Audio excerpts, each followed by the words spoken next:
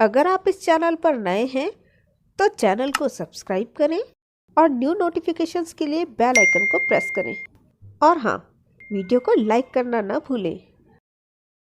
Hello बच्चों, आज हम यहाँ कक्षा 6 हिंदी का पाठ 5 कंटिन्यू कर रहे हैं। वसंत भाग 1 का यह पाठ है। पाठ का नाम है अक्षरों का महत्व। आज हम इस पाठ के प्रश्नोत्तर करेंगे। सबसे पहले करते हैं निबंध से। प्रश्न संख्या 1। पाठ में ऐसा क्यों कहा गया है कि अक्षरों के साथ एक नए युग की शुरुआत हुई? बच्चों, इतिहास में आपने जाना और सुना होगा कि अक्षरों की खोज बाद में हुई थी। पहले लोग लिखने के लिए चित्रों का इस्तेमाल किया करते थे। तो जब अक्षरों की खोज हुई तो वो हमारे लिए एक नए युग की शुरुआत के समान ही थी। अब आदमी अपने हिसाब किताब को लिखकर रखने लगा, जिससे कि वह सभ्य कहा जाने लगा। आदमी के लिखना आरंभ करने से इतिहास का आरंभ हुआ और एक पीढ़ी के विचार दूसरी पीढ़ी तक पहुंचने लगे। इसी के साथ विकास गति भी तेज हुई और इस प्रकार एक नए युग की शुरुआत हुई। अब हमसे पूछा गया है कि अक्षरों की खोज का सिलसिला कब और कैसे शुरू हुआ। पाठ पढ़कर उत्तर लिखो। बच्चों, हमने पाठ को पढ़ा है तो हम उत्तर आसानी से लिख सकते हैं कि अक्षरों की खोज का सिलसिला लगभग 6000 वर्ष पहले शुरू हुआ। इससे पहले व्यक्ति चित्रों के द्वारा अपने भाव व्यक्त करता था, जैसे पशु पक्षियों, आदमियों के चित्र। बाद में भाव संकेत अस्तित्व में आए। इसके बाद अक्षरों की खोज हुई। तीसरा प्रश्न है, अक्षरों के ज्ञान से पहले मनुष्य अपनी बात को दूर दराज के इलाकों तक पहुंचाने के लिए किन किन माध्यमों का सहारा लेता था? बच्चों, मनुष्य अक्षरों की खोज करने से पूर्व अपने संदेशों को दूर दराज के इलाकों तक पहुंचाने के लिए चित्रों का सहारा लेता था। वह पशु पक्षियों, आदमियों और दूसरी अन्य वस्तुओं के चित्र बनाकर अपनी बात दूर दराज के इलाकों में पहुंचाता था। बाद में इन चित्रों ने भाव संकेतों का रूप ले लिया और मनुष्य इनके माध्यम से अपनी बात पहुंचाने लगा। निबंध से आगे। पहला प्रश्न है, अक्षरों के महत्व की तरह ध्वनि के महत्व के बारे में कितना जानते हो? लिखो। ये तो आप जानते ही हैं कि हम अक्षरों से लिख करके अपने भाव व्यक्त करते हैं। उसी तरह हम ध्वनियों द्वारा बोलकर अपने भावों को व्यक्त करते हैं। अक्षर और ध्वनि भाषा के दोनों ही रूपों मीन्स लिखित और मौखिक भाषा के मुख्य आधार स्तंभ है। अक्षरों के बिना लिखा नहीं जा सकता और ध्वनियों के बिना बोला नहीं जा सकता। कान से सुनी गई प्रत्येक आवाज ध्वनि कहलाती है। अपनी भाषा की सार्थक ध्वनियों के उच्चारण द्वारा ही हम अपना भाव व्यक्त करते हैं। इसलिए अक्षरों के समान ही ध्वनियां भी महत्वपूर्ण हैं। अगला प्रश्न है, हर वैज्ञानिक खोज के साथ किसी न किसी वैज्ञानिक का नाम जुड़ा होता है, लेकिन अक्षरों के साथ ऐसा नहीं है। क्यों? पता करो और शिक्षक को बताओ। बच्चों, आपने ये तो बिल्कुल सही सुना है कि हर वस्तु के आविष्कार के पीछे किसी न किसी वैज्ञानिक का योगदान होता है, लेकिन अक्षरों की खोज किसी भी व्यक्ति विशेष की देन नहीं है। यह मानव जाति के सम्मिलित प्रयास का फल है, मीन्स मिला जुला प्रयास का फल। अक्षरों का विकास अनेक वर्षों के प्रयास एवं अभ्यास के परिणाम स्वरूप हुआ है। इसको किसी एक व्यक्ति ने आविष्कार नहीं किया है, अतः इसके साथ किसी वैज्ञानिक का नाम नहीं जुड़ पाया। अनुमान और कल्पना। पहला प्रश्न है, पुराने जमाने में लोग यह क्यों सोचते थे कि अक्षर और भाषा की खोज ईश्वर ने की थी? अनुमान लगाओ और बताओ। आप जानते हैं बच्चों कि पुराने जमाने के लोग नहीं जानते थे कि अक्षरों की खोज किसने की है। उनका ज्ञान बहुत सीमित था। उनकी ईश्वर के प्रति निष्ठा अधिक थी। उन्हें यह भी अनुमान नहीं रहा होगा कि अक्षरों की खोज मानव भी कर सकता है। वे ईश्वर को सर्वशक्तिमान मानते थे।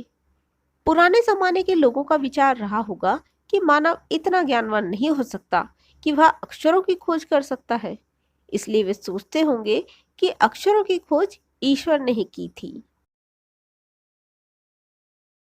दूसरा प्रश्न है, अक्षरों के महत्व के साथ ही मनुष्य के जीवन के गीत, नृत्य और खेलों का भी महत्व है। कक्षा में समूह में बातचीत करके उनके महत्व के बारे में जानकारी इकट्ठी करो और कक्षा में प्रस्तुत करो। बच्चों, जिस तरह से मनुष्य जीवन में अक्षरों का महत्व है, उसी तरह से गीत, नृत्य और खेलों का भी बहुत महत्व है। गीत, नृत्य ये सभी हमारा सांस्कृतिक विकास करते हैं। संगीत में 3 विधाएं शामिल हैं: गायन, ताल, सुर और नृत्य। संगीत को श्रेष्ठ कलाओं में रखा गया है। इसी प्रकार खेल कूद को भी मानवीय विकास में महत्वपूर्ण माना गया है। इनकी मदद से हम अपनी अभिव्यक्ति को पूर्णता देते हैं। खेलों से हम स्वस्थ रहते हैं और हमारा शारीरिक और मानसिक विकास होता है। खेल हम में सहयोग, एकजुटता, सहनशीलता, नेतृत्व गुण आदि को विकसित करते हैं। अगला प्रश्न है, क्या होता अगर हमारे पास अक्षर न होते?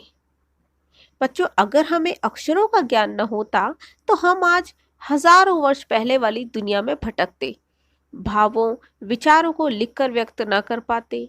तब हम अपना ज्ञान अगली पीढ़ी तक कैसे पहुंचा पाते? हमारा पूर्ण विकास भी नहीं हो पाता। हम वहां तक नहीं पहुंच पाते जहां आज हैं। भाषा भावों को व्यक्त करने का साधन है। क्या होता अगर भाषा न होती? बच्चों, अगर भाषा नहीं होती तो हम अपने विचारों को न तो बोलकर और न लिखकर दूसरों पर प्रकट कर पाते। हमारा सामाजिक दायरा बढ़ नहीं पाता और अलगाव बना रहता। जैसे पशु साथ रहकर भी अलग रहते हैं, कुछ वैसी ही स्थिति मनुष्य की भी होती। भाषा की बात। पहला प्रश्न है, अनादिकाल में रेखांकित शब्द का अर्थ है जिसकी कोई शुरुआत या आदि न हो। यह शब्द मूल शब्द के शुरू में कुछ जोड़ने से बना है। इसे उपसर्ग कहते हैं। इन उपसर्गों को अलग करके मूल शब्दों को लिखकर उनका अर्थ समझो। आपके पास शब्द हैं असफल, अनुचित, अपरिचित, अदृश्य, अनावश्यक और अनिच्छा। बच्चों, जब हम किसी मूल शब्द के पूर्व कोई शब्द लगाते हैं तो उस लगाए हुए शब्द को उपसर्ग कहते हैं और उपसर्ग लगाने से अर्थ में अंतर आ जाता है। उपसर्ग लगा देने से प्रायः शब्दों के अर्थ विपरीत हो जाते हैं।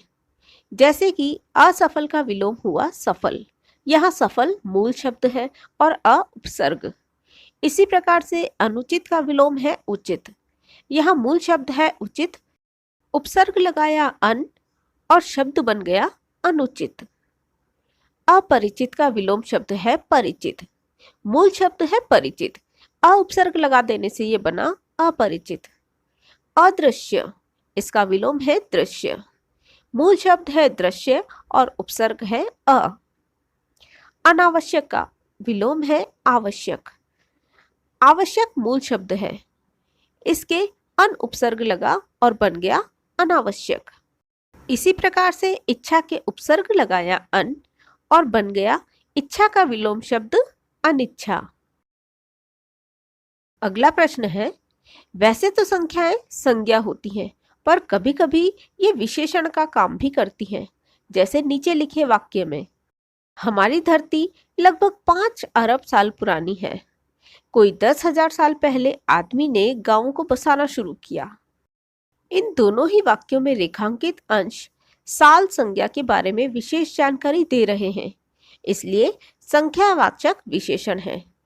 संख्यावाचक विशेषण का इस्तेमाल उन्हीं चीजों के लिए होता है जिन्हें गिना जा सके, जैसे कि 4 संतरे, 5 बच्चे, 3 शहर आदि।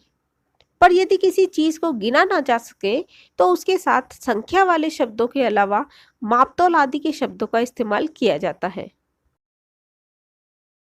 जैसे कि 3 जग पानी, 1 किलो चीनी। यहाँ रेखांकित हिस्से परिमाणवाचक विशेषण है, क्योंकि इनका संबंध मापतौल से है। अब आप आगे लिखे हुए को पढ़ो। खाली स्थान में वाक्यों में दिए गए मापतौल के उचित शब्द छांटकर लिखो। बच्चों, विशेषण के बारे में और अधिक जानने के लिए आप मेरा विशेषण वाला वीडियो भी देख सकते हैं, जिसका लिंक नीचे डिस्क्रिप्शन बॉक्स में दिया गया है। तो चलिए अब करते हैं प्रश्न। बॉक्स में दिए हुए शब्दों को हमें इन रिक्त स्थानों में भरना है। तो चलिए शुरू करते हैं। 3 कटोरी खीर, 2 एकड़ जमीन, 6 मीटर कपड़ा, 1 ट्रक रेत, 2 कप कॉफी, 5 किलो बाजरा, 1 लीटर दूध, 3 चम्मच तेल। कुछ करने को। अपनी लिपि के कुछ अक्षरों के बारे में जानकारी इकट्ठी करो जो अब प्रयोग में नहीं हो रहे। बच्चों, आपने हिंदी की लिपि को पढ़ा है, आपने वर्णमाला भी पढ़ी है, तो ऐसे कई शब्द हैं जो अब प्रयोग में नहीं हो रहे हैं। वे शब्द हैं री, ली और य। अगला प्रश्न है, प्रचलित नए अक्षर जो अब प्रयोग में आ रहे हैं उन्हें लिखिए। तो ऐसे शब्द हैं अ, झ, ख और ल। अगला प्रश्न है, लिखित और मौखिक भाषा के हानि लाभ के बारे में दोस्तों के बीच चर्चा करो। क्या आप जानते हैं कि लिखित भाषा स्थायी रूप है? इससे ज्ञान विज्ञान सुरक्षित रहता है। इसके द्वारा हम जो कहते हैं या करते हैं उसका रिकॉर्ड रखा जा सकता है। लिखित भाषा के द्वारा ही हम अपने विचार दूर दराज के इलाकों में भेज सकते हैं। लिखित भाषा लंबे समय तक सुरक्षित रहती है।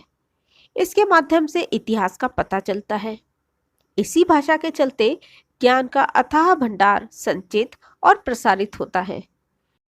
लिखित भाषा ही हमारे जीवन को सभ्य, नियमित और अनुशासित करने में सहायक होती है, जबकि मौखिक भाषा सहज है। यह भाषा का मूल रूप है। मौखिक भाषा का रिकॉर्ड नहीं रखा जाता है और न ही इसके एक पीढ़ी के द्वारा प्राप्त किए गए ज्ञान को दूसरी पीढ़ी तक पहुंचाया जा सकता है। इसलिए मौखिक भाषा का क्षेत्र सीमित होता है। यह सिर्फ 2 व्यक्ति के बीच संवाद कर सकती है।